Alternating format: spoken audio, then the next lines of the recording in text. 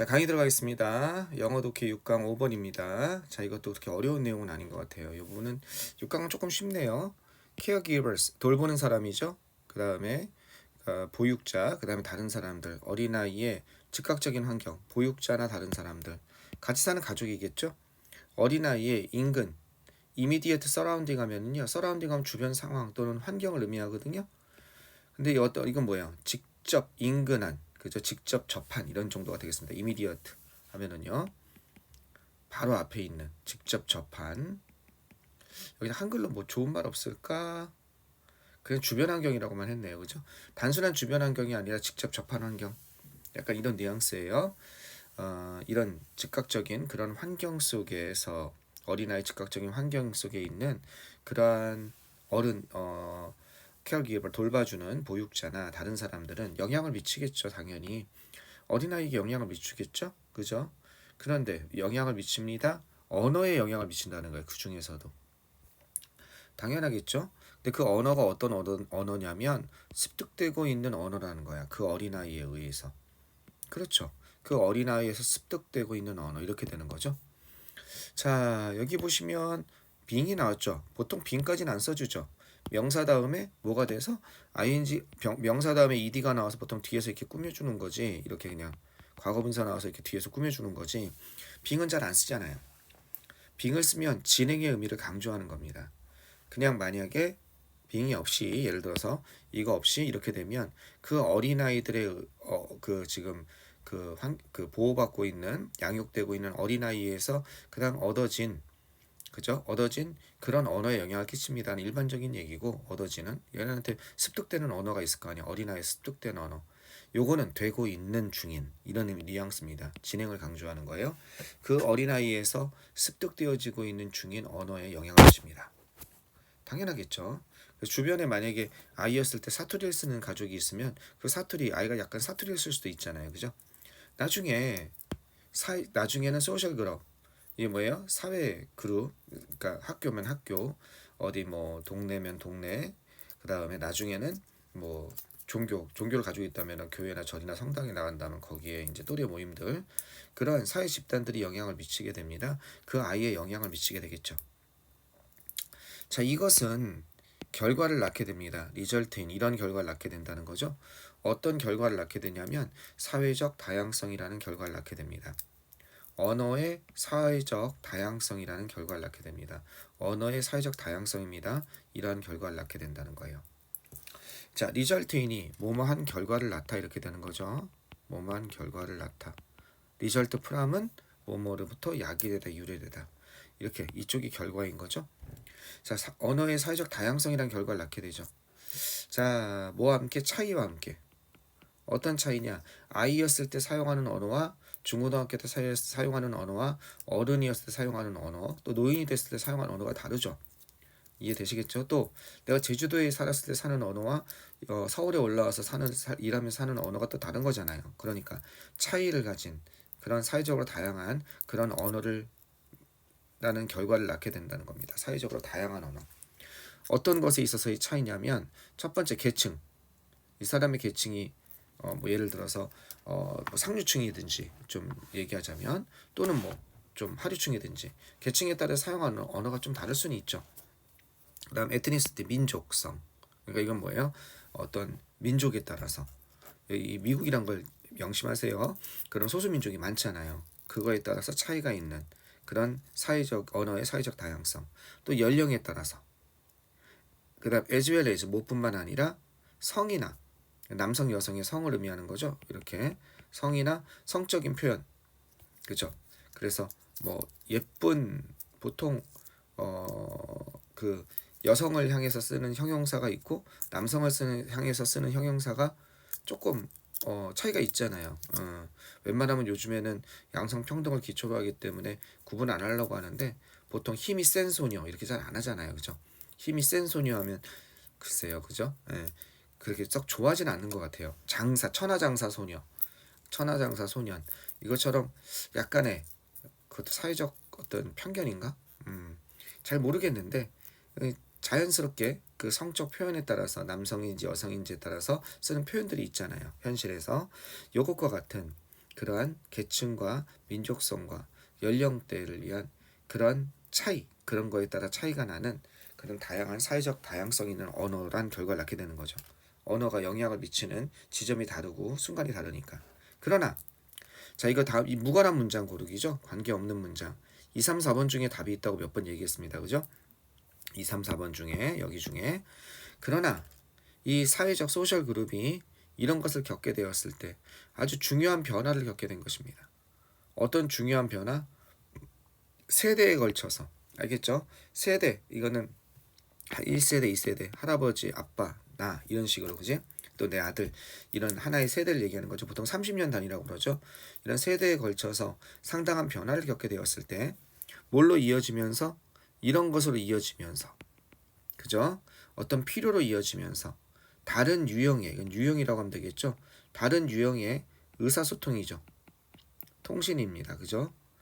다른 유형의 의사소통에 대한 필요로 이어지면서 어떤 것 세대에 걸치면서 상당한 차이를 겪게 되었을 때, 이런 사회적 그룹이 그랬을 때, 만약 이민 왔다고 쳐보세요. 그러면 어떻게 되겠습니까? 우리나라에서 이민을 가게 된다면 거기서 이제 아기가 아주 어렸을 때나 거기서 아기가 태어난다면 이 세대죠.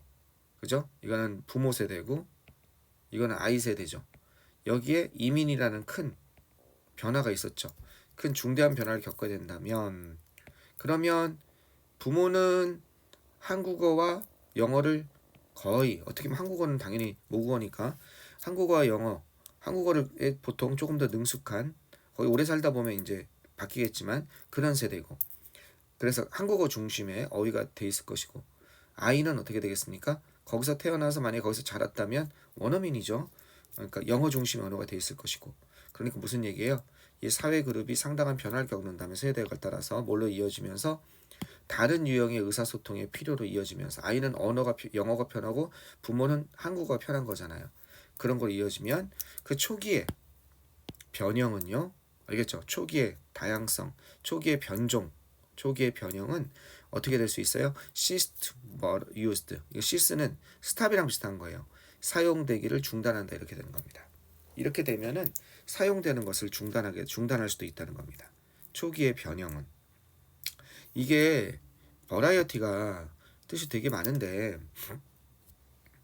버라이어티가 일단 아까 다양성이라는 뜻이 있어요. 그래서 버라이어티 오브가 다양한이잖아.